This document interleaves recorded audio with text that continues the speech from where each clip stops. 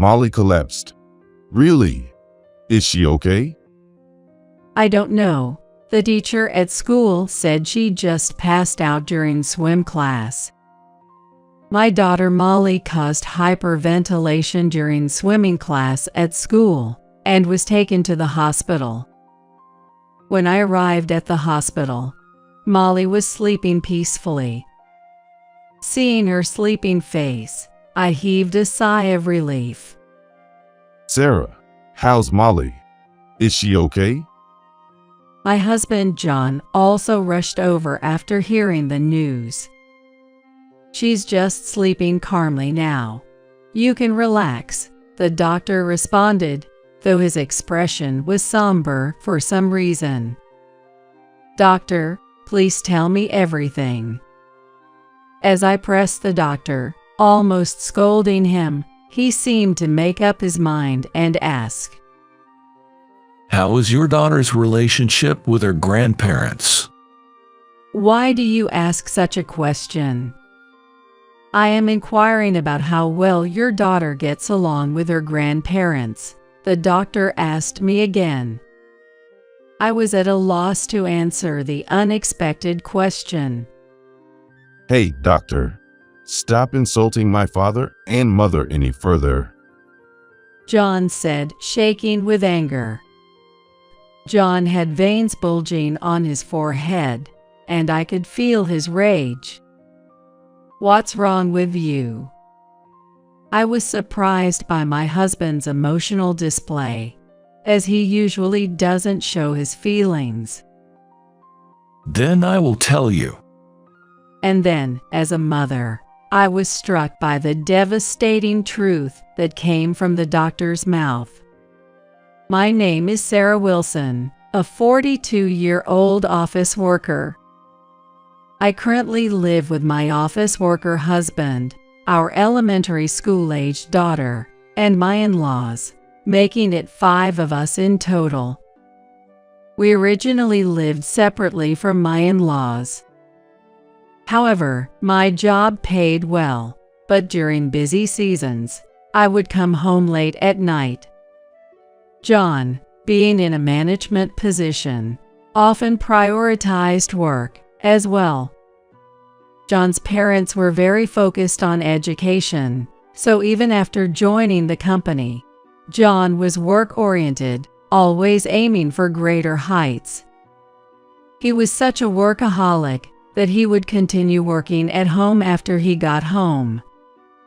As a result, both John and I often made our daughter Molly feel lonely. We have a good income, but I feel sorry for Molly because this makes her feel lonely, I said with a sigh during a discussion with him. Then John made a suggestion. If you're okay with it, Sarah, why don't we live with my parents? Actually, they have been suggesting this for a while. John's father, Michael, was an elite employee who worked for a major trading company for many years. John's mother, Elizabeth, was an educator who taught at a prestigious middle school until she gave birth to John. However, Michael had to take early retirement a few years ago due to worsening chronic illness. My mill supported the family as a stay-at-home mother after she quit her teaching job, but she started working part-time when my Phil retired. My husband and I had been sending a fixed amount of money to his parents every month. I've also been thinking about renovating the family home to make it duplex style. I think it's a good opportunity. Yeah, I think living in a house with a yard would be better for Molly than our current apartment. Molly's school would be better surrounded by nature than the urban area. We would discuss this every night after Molly had gone to bed, and then report our decision to my mill over the phone. We've come to this conclusion. What do you think, Elizabeth? We would welcome that. In fact, we were hoping to suggest living together. Hearing this from you made me happy and relieved. Thus, our plans for living together smoothly progressed. We renovated the in-laws' house, allocating the first floor for them and the second floor for our family's living space. We didn't install locked doors between the spaces so we could always access each other's areas when needed, but we basically respected each other's privacy. I also thought that since my husband and I often came home late from work, Molly wouldn't feel lonely anymore, as she could have dinner with her grandparents on the first floor. But every morning when I leave for work, I can't help but feel guilty towards my in-laws. Thank you so much for taking care of Molly all the time. While John and I are at work, the in-laws always help Molly with her homework. No problem. That's right, Sarah. Molly is our dear granddaughter. Don't worry about it. Michael said with a hearty laugh. Molly, make sure you listen to Grandma and be a good girl. Yes, I see. Then I'm off. Thank you in advance. Having the in-laws as allies made me feel more capable of facing work than ever before. 3 months have passed since we started living together. That day, I finished work early and got home sooner than usual, and Molly ran up to me crying and hugged me tightly.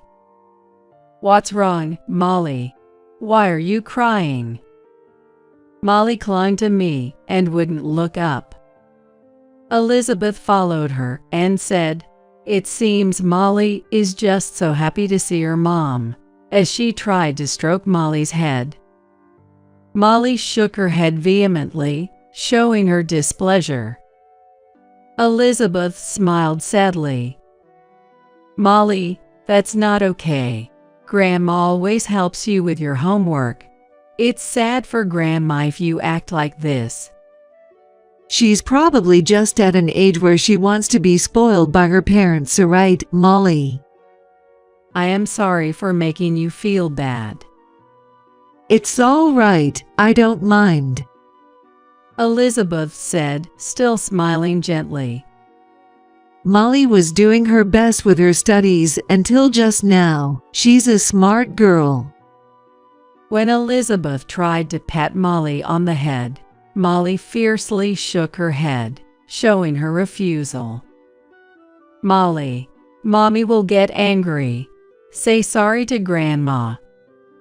When I scolded her, Molly reluctantly turned to Elizabeth and said in a trembling voice, "Sorry, Grandma." Molly usually seemed very attached to her grandparents, so at that moment, I didn't think much of it, assuming she just didn't want to study because she wanted to play. It's me who should say sorry, Molly. I thought I saw tears in Elizabeth's eyes, but realizing I was watching, she quickly covered it by laughing and saying, "Something got in my eye." As time went by, I realized that not only Elizabeth's behavior but also Molly's was unusual. Molly often played alone even before living with her grandparents, but she had never clung to me and cried like that before. And yet, she showed such an attitude towards her kind grandmother, who always doted on her. Maybe Molly was experiencing troubles that we adults couldn't understand. As bedtime approached, I discussed it with John. If I cut back on work, I could spend more time with Molly. She might not feel so lonely. What are you saying now? We've discussed this many times and decided. My parents are taking care of Molly, so there's no need to worry. I know that, but even if your parents are good people, they can't replace Molly's mother. Are you saying my parents aren't good enough? John frowned and glared at me. John often gave me that look when he didn't like something. I'm not saying that. It's just. Anyway, we should just leave Molly's care to my parents. He insisted, turning his back to me as if to end the conversation, and fell asleep. Winter came, and my busy work schedule finally entered a slow period. I'll do the dishes, you rest. Oh, really? Aren't you tired from work? It's relatively slow at work now, so I can do laundry and cleaning on my days off. Is that so? Well, I'll take your word for it and watch TV.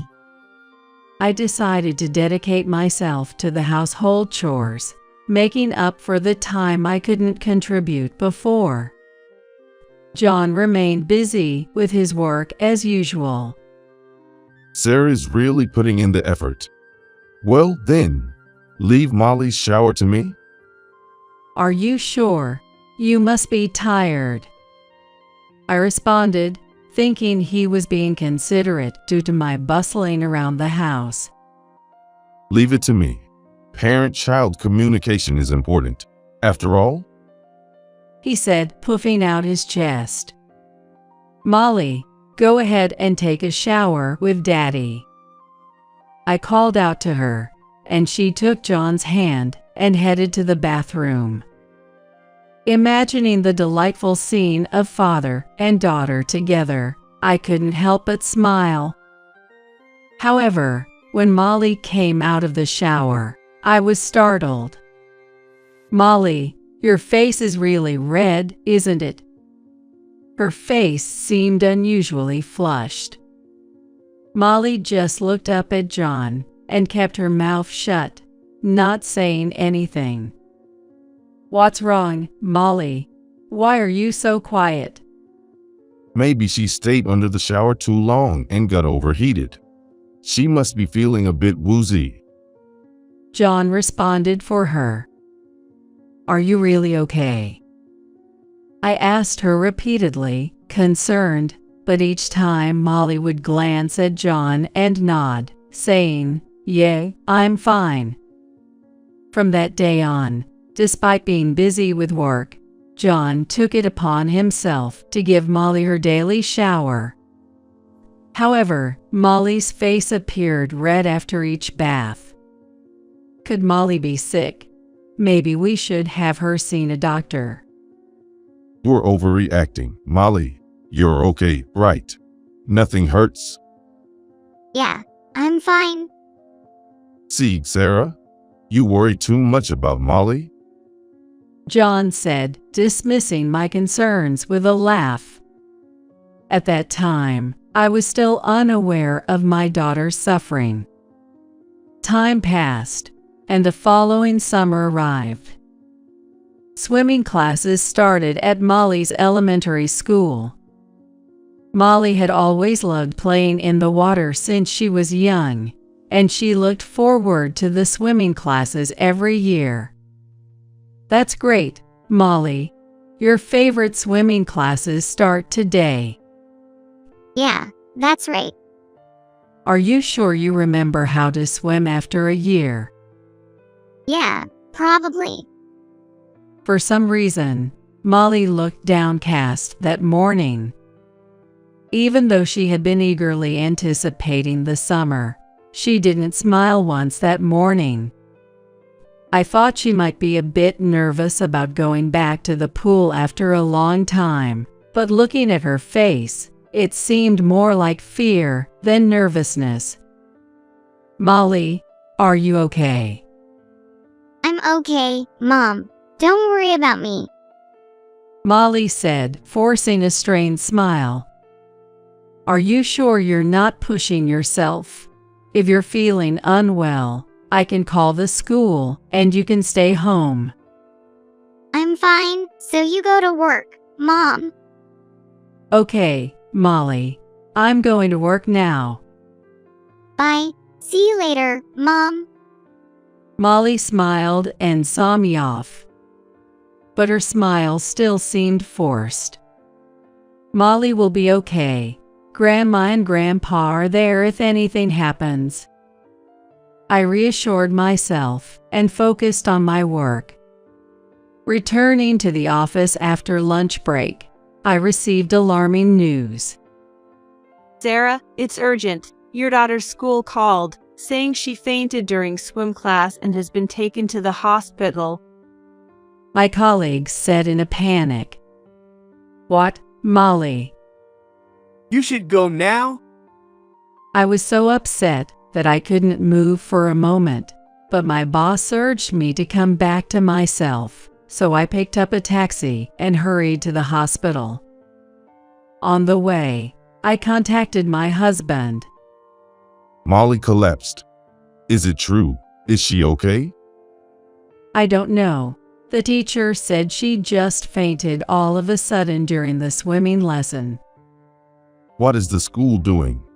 If something had happened, they would have had to take responsibility later. Now's not the time for that. I'm on my way to the hospital where Molly was taken. Okay, I'm heading there now too. My usually work-focused husband seemed genuinely flustered this time. When I arrived at the hospital, Molly was peacefully sleeping in her bed. Seeing her sleeping face, I felt a wave of relief. I'm so glad Molly is safe. The tension I had been carrying broke, and I felt dizzy. Are you all right? Supported by the doctor nearby, I managed not to collapse. Sarah, is Molly okay? John, Molly is. I tried to answer, but my words tangled. She's just sleeping calmly now. Please don't worry, the doctor calmly responded. Doctor, thank you so much. I lowered my head to the doctor, tears of relief falling. However, the doctor's expression remained serious and somber. Doctor, is there something wrong? Well, actually. The doctor seemed hesitant to respond. Doctor, please tell me everything. I was seized with fear that perhaps a serious illness had been found in Molly. Well, how is your daughter's relationship with her grandparents on a daily basis? The doctor asked carefully. What do you mean by that? I couldn't immediately grasp the intention behind the doctor's roundabout questioning. I'm asking if your daughter's relationship with her grandparents is going well. Yes, it is. But why are you asking this? I understood the question, but was puzzled as to why the doctor would want to know this. An inexplicable fear was growing in me about what could happen between Molly and her grandparents. As I struggled to respond and fell silent, John behind me said, shaking with anger, "Hey, doctor, what are you trying to say?" I could see the anger rising in him, veins standing out on his forehead. What's wrong with you? Feeling something was seriously off with John, who rarely showed his emotions, I became even more concerned. Stop insulting my parents. I'm not trying to insult them. I just want to confirm the facts. I tried to clarify. John, becoming furious, seemed ready to confront the doctor physically, but the doctor remained calm and tried to soothe him. My parents care about Molly. Stop making baseless accusations. If you insult my parents further, I will sue you. Calm down a bit. How can I stay calm? My parents are being insulted. Why do you ask such a question? The doctor sighed deeply, as if troubled. Well, I'll tell you. The doctor then recounted the circumstances when Molly was brought to the hospital. When Molly was about to enter the pool for swimming class, she hyperventilated and was brought in by ambulance, which I already knew from the school's explanation. However, the concern arose afterward. When Molly arrived at the hospital, she seemed to be desperately trying to plead something even in her troubled breathing. As the doctor was attending to her, he leaned in to listen to her murmurs and heard her repeatedly apologizing, saying, "Sorry, Grandma. Sorry, Grandpa," as if she was in a daze. The fact that she repeatedly apologized to her grandparents in such a distressing situation suggests that there must have been a significant experience. What exactly happened between your daughter and her grandparents? This question took me by surprise, as it was completely unexpected. "Doctor, I don't understand what you're talking about," I said, but my gaze shifted from the doctor to my husband, who seemed even more agitated. What's with that, love? You know something, don't you?" I confronted him, sensing his strange behavior indicated he was hiding something. I don't know anything. This doctor is talking nonsense. It's impossible that my parents would do something terrible to Molly. John, who had been angry, suddenly started laughing, as if trying to cover up something that shouldn't be revealed. What I have mentioned is not nonsense. I am merely stating the facts. Furthermore, I have not said that your parents have done something terrible to your daughter. I understand now. In that case, I will be clear. I suspect that her grandparents may have been causing her distress on a regular basis. Therefore, we have already contacted Child Protective Services. You can't just do whatever you want. In cases of suspicion, it is my duty as a doctor to promptly contact the relevant authorities. The doctor argued back. Perhaps our loud conversation woke Molly, as she opened her eyes. Mom, "Molly, you're awake. Thank goodness." I rushed to her and hugged her tightly as she sat up.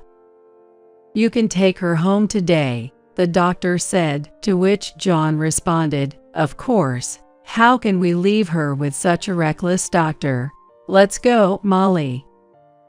He then grabbed our daughter's hand, trying to make her walk forcefully. "Don't touch her." Instinctively, I pulled Molly's hand away from John before even thinking. Tension filled the air between John and me, but my concern was more for Molly's well-being. In the taxi ride home, John continued to rant. "That doctor is all lies. He just wants to make my parents look bad." I couldn't take John's words seriously and remained silent. What? You doubt my parents too? "It's not that, but..." Molly, have you been abused by Grandma and Grandpa? yeah, no, I haven't. See, Molly says she hasn't been mistreated. That doctor was just spouting nonsense. Molly's response seemed forced, clearly under the pressure of John's dominating demeanor. Seeing Molly's frightened expression, I speculated about what could have happened between her and her grandparents. Something horrendously frightening must have occurred to Molly, something she felt she couldn't even tell me about. The fact that the doctor felt the need to contact Child Protective Services indicated a serious concern. But when I questioned my in-laws about it, I knew that if they said they didn't know, that would be the end of it. There is no evidence that they were harassing my daughter. Hey, are you even listening? John's voice snapped me back to reality. "Sorry, did you say something?" I've told you before. Don't let anyone from Child Protective Services inside if they come asking around. Why? If we have nothing to hide, we should let them in and prove that everything is fine. I countered him, even though I knew it was useless. What if it starts rumors around the neighborhood? It could affect my career. Think before you speak. John had always walked the path of an elite, never facing failure from childhood through his professional life.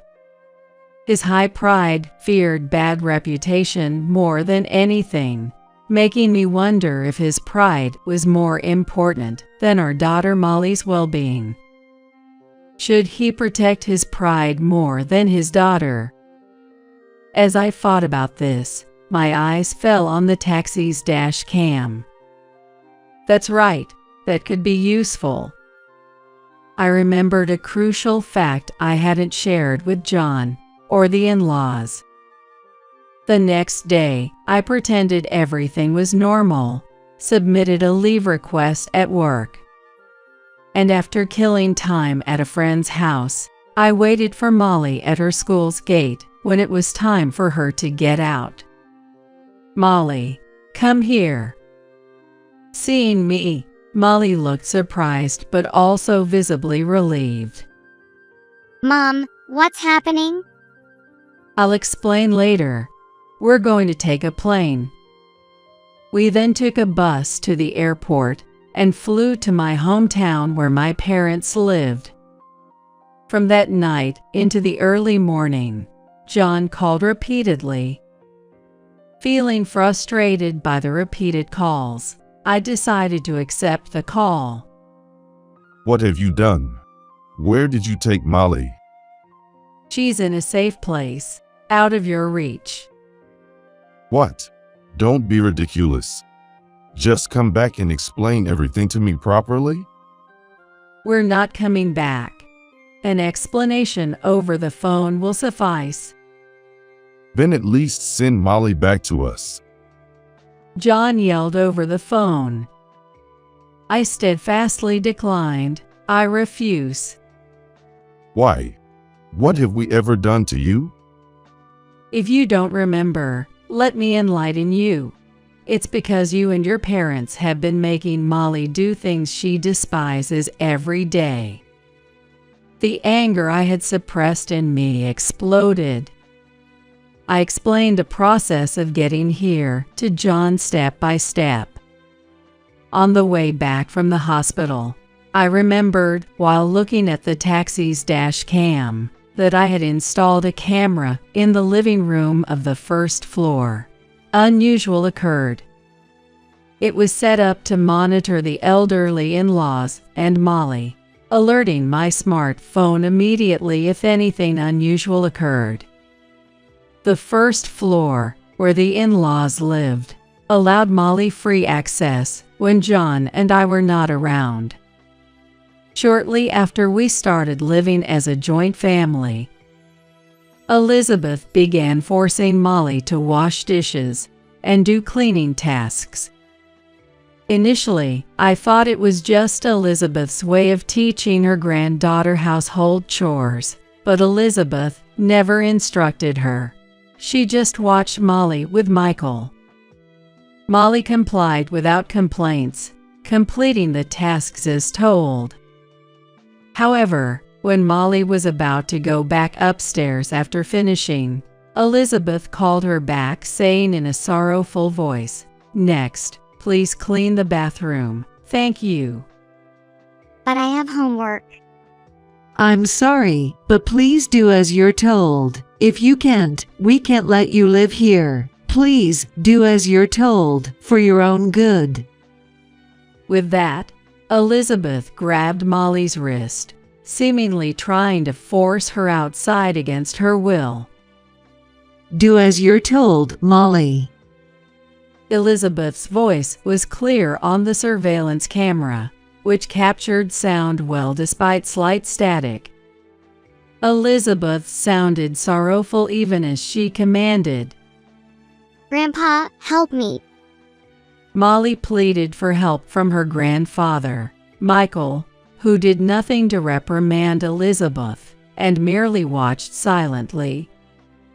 Faced with this unbelievable reality unfolding in the video, I was speechless. The harassment from the grandparents towards Molly appeared to continue daily when I was not at home. I couldn't believe that the grandparents were doing such things behind my back. I kept the surveillance camera a secret, but shared with John the harassment Molly faced from his parents.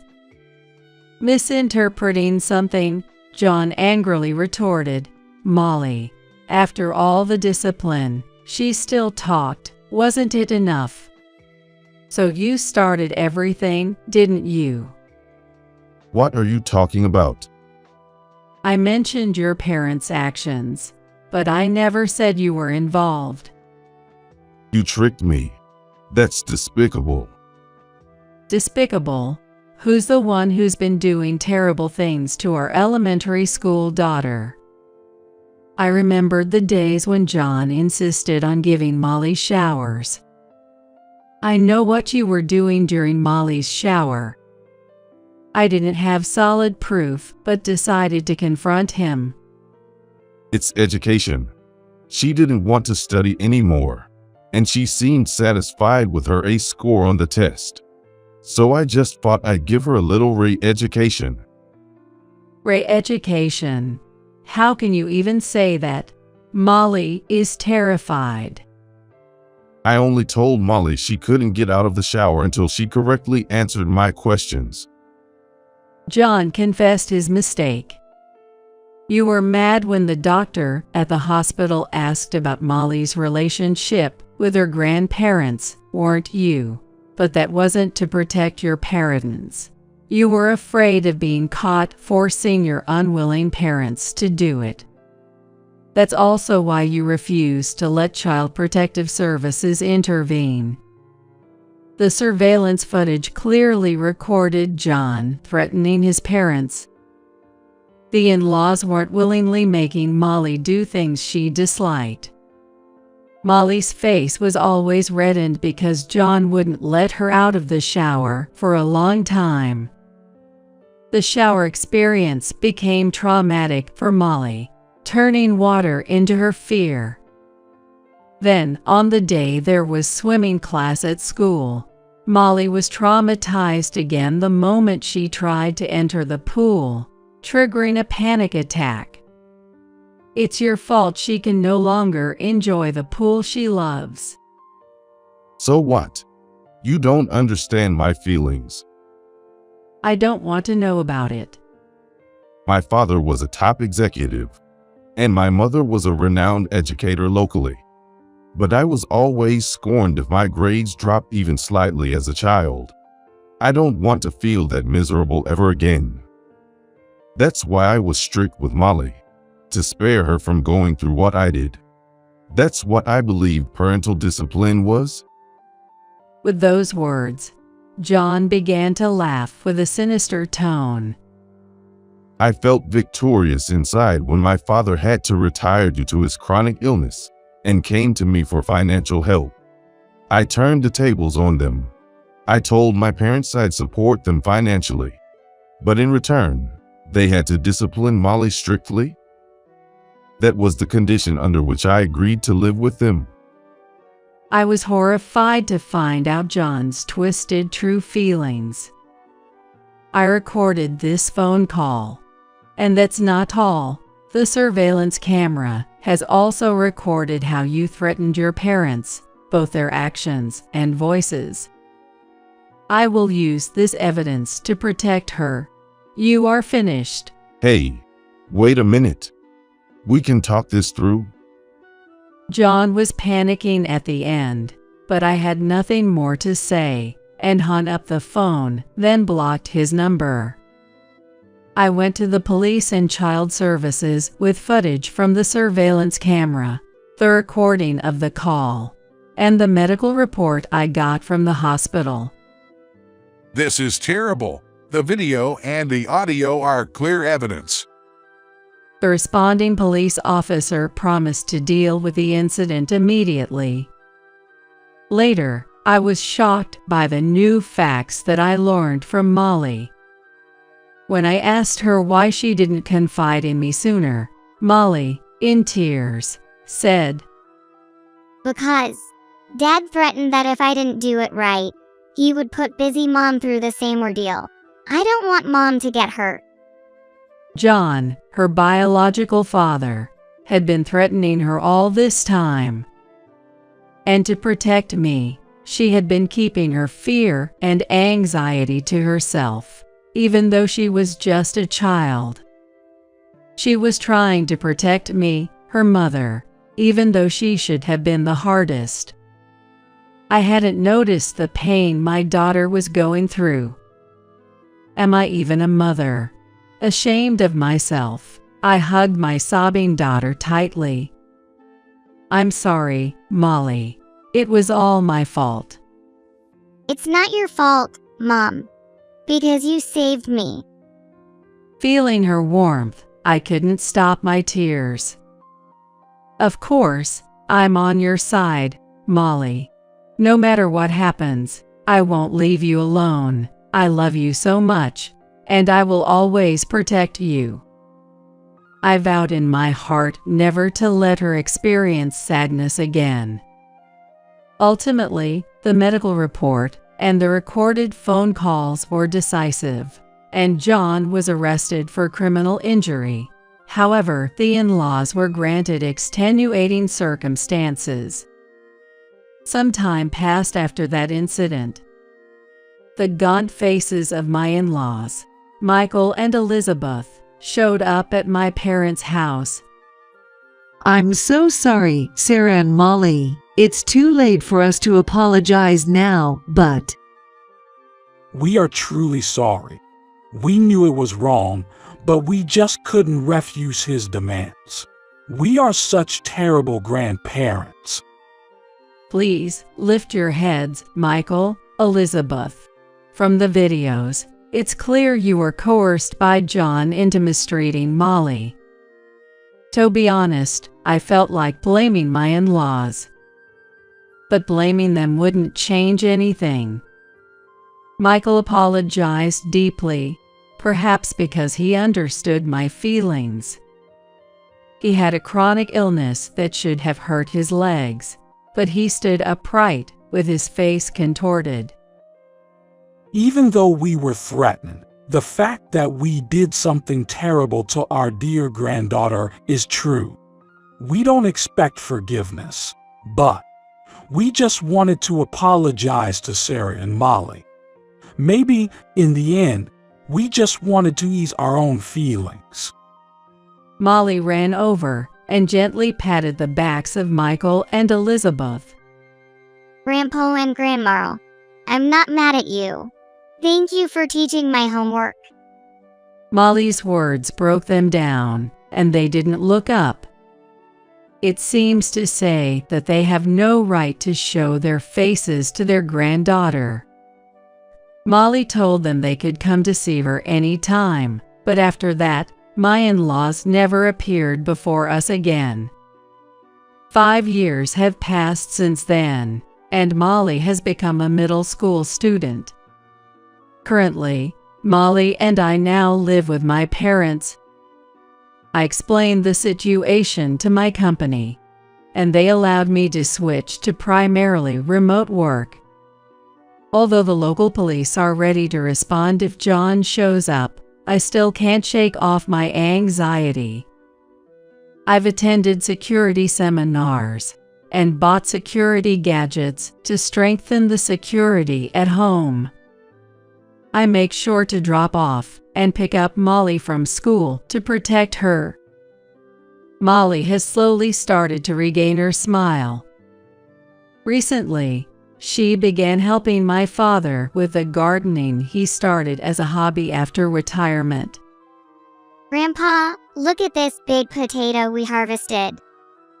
Wow, that's a big one. Molly, how about we make some potato salad with your mom tonight? Okay, we'll do that. Living with Molly, my parents seem to have rejuvenated both in spirit and appearance.